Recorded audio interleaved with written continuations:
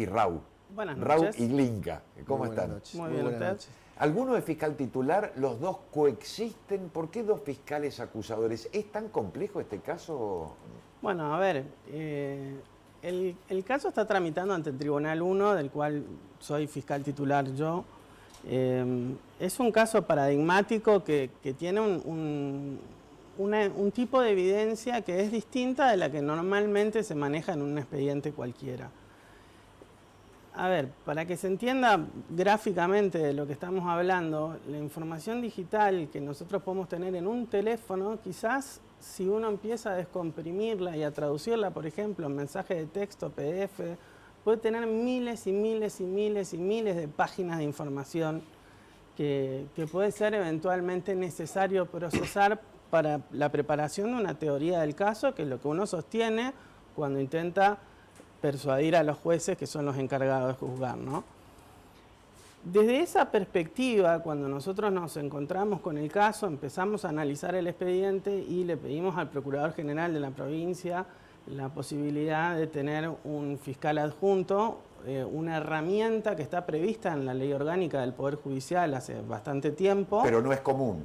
Que no es usual utilizarla porque nosotros los fiscales, tanto él como yo, tenemos una facultad en el código que es convocar al agente fiscal de instrucción que participó de la investigación para que coayude en el debate. Sucede que, como todos bien saben, esta investigación se inició en una jurisdicción distinta de Posadas, lo cual, si uno echaba mano al pedido de colaboración del fiscal... Del fiscal de instrucción, que en este caso era una fiscal de apellido Barrones, de Apóstoles. Uno dejaría la jurisdicción de Apóstoles prácticamente sin fiscal durante todo el tiempo del juicio, lo cual a mí en lo personal me parecía algo relevante y que había que evitar, ¿no? ¿Y usted elige a Glinka o el procurador Jiménez? No, yo le vi un pedido al doctor Jiménez para que el doctor Jiménez evalúe la posibilidad y fue así que el doctor Jiménez evaluó incorporar acá a mi colega al caso, digamos. ¿Hace cuánto consideran ustedes? Primero, hay un trámite de instrucción. Pasa al Tribunal Penal del que usted es fiscal. ¿Hace cuánto tienen todo el paquete? Digo, ¿hace cuánto están evaluando todo el material? ¿Cuánto tiempo de trabajo les llevó preparar la acusación contra estos dos hermanos? El expediente al tribunal entró en mediados de enero, pasados mediados de enero. Se corrió la vista para que nosotros hagamos el ofrecimiento de prueba, que es uno de los pasos que tiene esta etapa. Sería, creo que si no me recuerdo mal la fecha, el 3 de febrero, que fue el segundo día hábil después de que terminó la feria judicial. Desde ese día, por supuesto, nosotros como oficina tomamos conocimiento del caso, empezamos a estudiar la causa, empezamos a estudiar cómo fue que nació todo esto, cuál fue la investigación que se realizó, porque en la etapa de juicio hay una serie de pasos técnicos que tenemos que valorar. Primero hay que verificar que no haya nulidades producidas durante la instrucción que necesiten ser purgadas o solucionadas. Y recién después de superado ese filtro, nosotros empezamos a hacer el estudio de lo que vendría a ser el ofrecimiento de prueba y el establecimiento de un hecho concreto que nosotros vamos a pedirle a los jueces que le imputen en el momento del juicio. Fue en ese momento donde nació la necesidad de pedirle al doctor Jiménez la participación del doctor Glinka, ¿no? O sea, que en realidad fue sin nombre, pero que se decidió que sea Glinka. ¿Ustedes ya habían trabajado juntos? ¿Se conocían? Digo, en el Poder Judicial supongo que se conocen todos, pero... Tenemos oficinas lindantes. ¿Ah, sí? Claro, la oficina de él está, ¿cuántos metros era? 10 metros. Nos separa un pasillo. Con lo cual son fuente de consulta mutua permanente, ¿no? Exactamente, solemos trabajar mucho en conjunto desde que él ha asumido su cargo. Si bien nunca es una acusación donde nos paramos los dos en el mismo tribunal y en el mismo juicio, sí estamos constantemente en contacto, primero y principal porque él, cuando yo me tomo una licencia, me subroga y viceversa. Eso quiere decir que nos suplantamos entre nosotros, pero además porque siempre uno, por una cuestión digamos, técnica de litigación, busca oír una palabra distinta de la de uno para no encerrarse en sí mismo, ¿no? Bueno, ahí se habló mucho, fiscal Glinka, de la preservación de la prueba, lo que ustedes llaman la contaminación de la prueba. Digo, ¿está garantizada la colecta de pruebas, que no hubo contaminación, que nadie metió una mano? Porque supongo que la defensa, una de las estrategias por las que va a intentar diluir la responsabilidad de estos dos hermanos va a ser la contaminación de la prueba, la manipulación de la prueba. Me corrompieron archivos, introdujeron archivos que no estaban dentro de las computadoras de los Quisca. ¿Está garantizada y las partes admiten que las pruebas han sido las recolectadas fehacientemente sin ninguna forma de contaminación?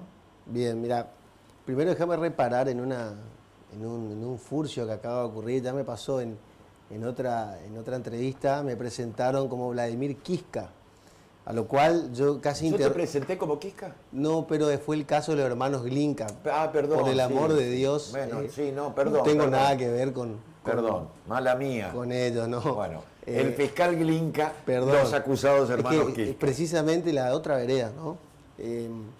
Sí, lo de la prueba digital, hay mucho de... Por ahí yo escucho hablar y quiero ser lo más claro posible. Hay mucho como de fantasía en el término de que me introducen algo de una forma remota, como que Internet justifica todo, ¿no? La verdad que en esta causa se trabajó con una prolijidad que es digna de ser utilizada como método en las siguientes causas que lastimosamente, por la evolución de estos sistemas de comunicación, vamos a tener. Todos los secuestros fueron hechos con las actas respectivas, con los testigos respectivos, tienen todos la cadena de custodia que corresponde y la hemos controlado. Eso fue lo que más tiempo quizás lleva a controlar. Imagínense que es como controlar un 08, ¿no? Hay que buscar el motor, el chasis, Sí. Bueno, lo mismo.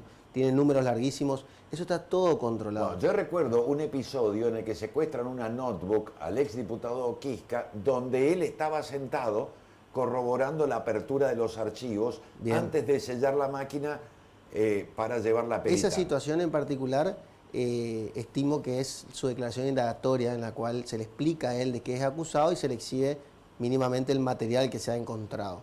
Pero déjame que te agregue algo más al tema de esta evidencia. No es solo secuestrar el material, después hay que sacarlo de donde está contenido, ¿no? Yo saco una computadora... Eran archivos encriptados, tengo entendido. Había un montón de circunstancias. Un intercambio de archivos peer-to-peer, puerto a puerto, con lo cual no pasa por la web, sino que va directamente de un usuario a otro. Ese es precisamente el sistema. Pero me hablabas hoy de si la defensa lo va a cuestionar o no.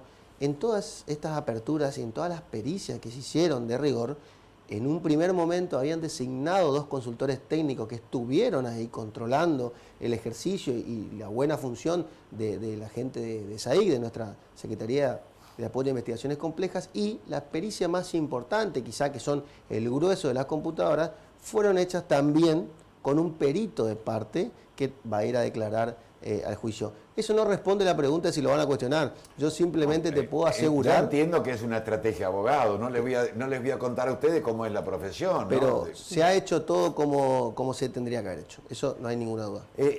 ¿Cuántos testigos van a desfilar? ¿60? Son 67 en total. ¿Son todos técnicos? ¿Hay algún testigo? Porque también se hablaba en el caso de Sebastián Quisca, del hermano del exdiputado, que existía la consumación física del abuso sexual a una menor de edad.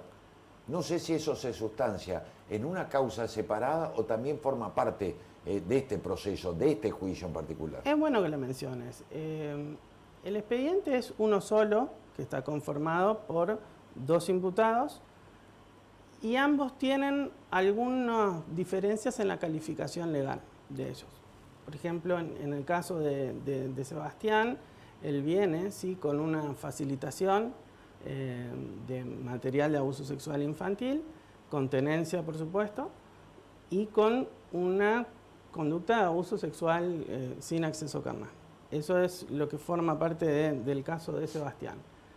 Respecto del hermano es tenencia, distribución y facilitación de material de abuso sexual infantil. O sea que hay 2 conductas distintas en lo que es la plataforma fáctica del requerimiento de elevación a Uno juicio. incluye la perpetración del abuso físico, el otro es el consumo y distribución de material digital. Exactamente. Ahora, ¿Ambos son imputables? ¿Son conscientes de lo que han hecho? ¿Puede un hermano decir, no fui yo, era mi hermano que tenía acceso a mi computadora? ¿A ustedes les consta que ambos, es decir, bajo el criterio acusatorio, ambos son igualmente responsables del tráfico de material de abuso sexual infantil? Yo creo que eso va a ser una de las respuestas que vamos a tener que dar en el debate. A ver, el juicio oral tiene un fundamento primordial, que es demostrarle a los jueces la autoría, participación y culpabilidad de estas personas que están hoy acusadas. Nuestra función como miembro del Ministerio Público Fiscal es persuadir a los jueces de que nuestra teoría del caso es mejor que la que presente la defensa, ¿sí? Eso, básicamente, en términos claros, vendría a ser eso. Yo he verificado todo el expediente y no tengo la posibilidad de saber lo que va a pasar en la audiencia de debate, ¿sí? O sea, van a ir médicos, psicólogos, psiquiatras, peritos, informáticos, sí, distintas fiscal, personas. Pero si vos viste lo el que expediente, sí puedo decirle sí, es que hasta el día de hoy yo no tengo ningún elemento que a mí me permita decir que alguno de ellos no es imputable, claro, sino todo lo contrario. Iba. No estuvimos sentados frente a la computadora con uno u otro quisca, pero sí deben tener ustedes la certeza, por horarios de navegación, por clave de acceso, quién era el personaje en particular en determinado momento u horario de intercambio de determinado material. Por eso les digo, ¿creen ustedes que alguno hacía una suplantación de identidad utilizando una computadora de otro o ambos eran consumidores consuetudinarios del mismo material? Mira, te lo pongo de esta manera. Nosotros tenemos muchísimo material que lo estamos analizando. Y no es solo ese material tan feo que tanto se ha hablado. Tenemos conversaciones de ellos, hablando de su vida diaria. Entonces, es muy difícil incluso suplantar eso y simularlo cuando no sabían que estaban siendo investigados. Porque el secuestro básicamente es eso. Claro. Te sacan de golpe para que vos no tengas la posibilidad de modificarlo. Entonces, en cuanto a las pertenencias o qué tenía cada uno, la verdad que no tenemos dudas de quién era el dueño de cada cosa secuestrada. ¿Cuántos archivos tienen en total? Digo, archivos fílmicos y de videos. Creo Hay que sumarlo, pero están son cercanos. Centenares, ¿no? Hay muchos gigas, o sea, mucho almacenamiento ocupado con eso. Habría que contar todas las carpetas, que también es materia de juicio. Déjame que te diga una cosa respecto, porque tocaste una palabra de imputabilidad. Y eso es crucial, digamos, porque todas las personas que van a juicio tienen que ser imputables, tienen que ser personas que estén en condiciones de ir a juicio. Para eso, y a lo largo del proceso hasta llegar a juicio, por lo menos a una persona tiene que superar 2 etapas de ese examen para saber si está en condiciones. En este caso, se superaron las 2 etapas que son de rigor y también tienen pericias sobre ellos que nos dicen que están en condiciones. Entonces, nosotros vamos convencidos con el material que tenemos y que estamos haciendo bien en acusar a estas 2 personas porque están bien de la cabeza, como para hacerlo... A eso me refería, el bien de la cabeza. Ustedes, dentro de esos testigos, ¿pidieron que también se cite al diputado Pedro Puerta? Sí, a ver, esa es una petición que he formulado al momento de hacer el ofrecimiento de prueba, que fue unos días antes de que él se incorpore a la causa, en razón de unos mensajes que había intercambiado Germán con él. Por lo tanto, pedimos que sea una testimonial que él puede, digamos, según el Código de Procedimiento, acogerse un beneficio que se les da a los diputados, que es declarar por escrito o no, y venir a hacerlo personalmente. Claramente, después de eso, viene un pedido de la defensa donde el tribunal admite nuestra petición, ordena que se lo incorpore como persona que va a declarar en el debate, pero días después la defensa establece un recurso de reposición, se llama, para pedirle al tribunal que revea esa situación, luego de lo cual el tribunal dejó en stand-by la citación hasta el momento de las cuestiones preliminares del debate, donde debería decidir si permite la introducción de esa declaración o no en la plataforma del juicio oral. ¿Qué pretenden ustedes con esta situación? Lo digo así.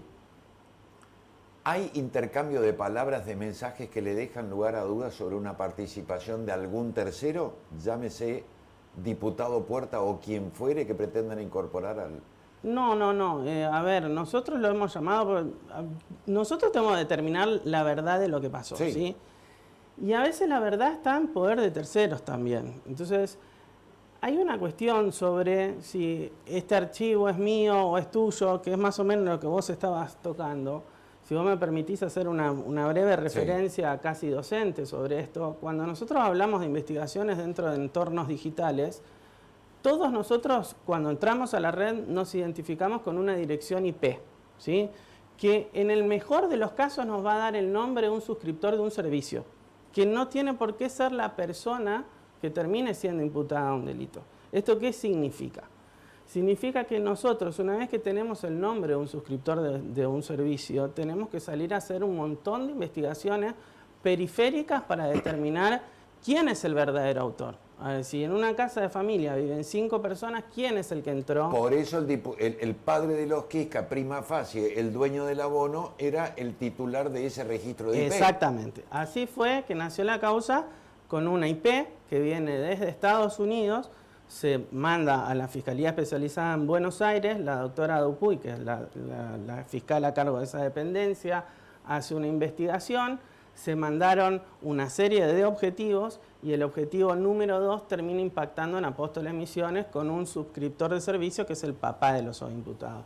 Eso dio con un allanamiento. Hasta ese momento nosotros no teníamos ningún nombre determinado en la causa. Ustedes vienen por una dirección de IP, por un abonado en tal dirección física. Se ingresa física al domicilio con una orden de allanamiento, en un allanamiento que se fijó con hora y día específico para formar parte de un operativo internacional que configuró un allanamiento acá, una serie de allanamientos en Buenos Aires y otras provincias de la Argentina, pero también en Ecuador y en otros lugares de Latinoamérica, ¿sí? Redes internacionales. Lo que se trata de hacer es que con un allanamiento, si nosotros lo hiciésemos de manera autónoma, sin consultar las otras jurisdicciones, podríamos estar informando a otros miembros de una posible banda de tráfico de pornografía infantil o mal llamada pornografía infantil, que uno de los digamos, objetivos ha sido desarticulado. Por eso estos allanamientos son en simultáneo. No me queda más tiempo, fiscales, yo les reagradezco, les agradezco mucho que hayan estado.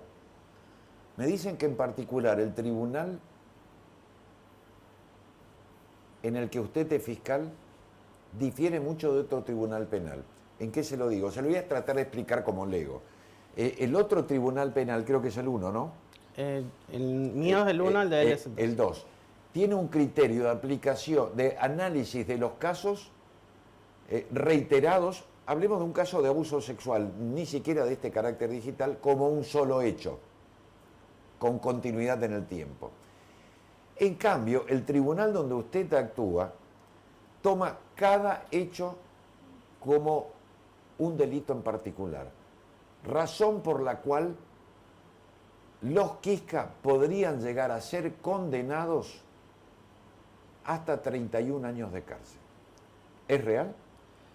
Estoy hablando de la pena máxima posible y de ese criterio. Es una cuestión bastante compleja de resolver, sobre todo a priori y antes de iniciado el debate. Y independientemente es una buena pregunta y es una pregunta que me la hacen bastante seguido y la respuesta por lo general es la misma. Nosotros tenemos que primero determinar qué cantidad de hechos logramos probar en juicio para recién después poder hacer el cálculo matemático de cómo se construye una escala penal. Sí, el monto máximo puede llegar a superar los 30 años. Claro, pero una cuestión es tratarlo como un solo hecho extendido. Por supuesto, te voy a explicar una precisión de qué cambia en un caso y en el otro. Si nosotros tomamos como un delito continuado, que es la versión, digamos, de un solo hecho que vos haces referencia, la pena la vamos a construir entre un mínimo y un máximo fijado en el Código Penal, que podría ser algo mayor a 8 años en el caso de, por ejemplo, una facilitación agravada de material de abuso sexual infantil. Por el contrario, si nosotros tomamos la otra tesis, que es la del concurso real, es decir, sumar muchos hechos, nosotros vamos a construir una nueva escala con el mínimo del mínimo penal aplicable para ese delito y el máximo deviene de la sumatoria de hechos de cada uno de los delitos que ellos hayan cometido. Entonces, sí. Con un máximo de 50 años. Ah, máximo de 50 años. Ese es el máximo que establece el Código Penal para casos de concurso real.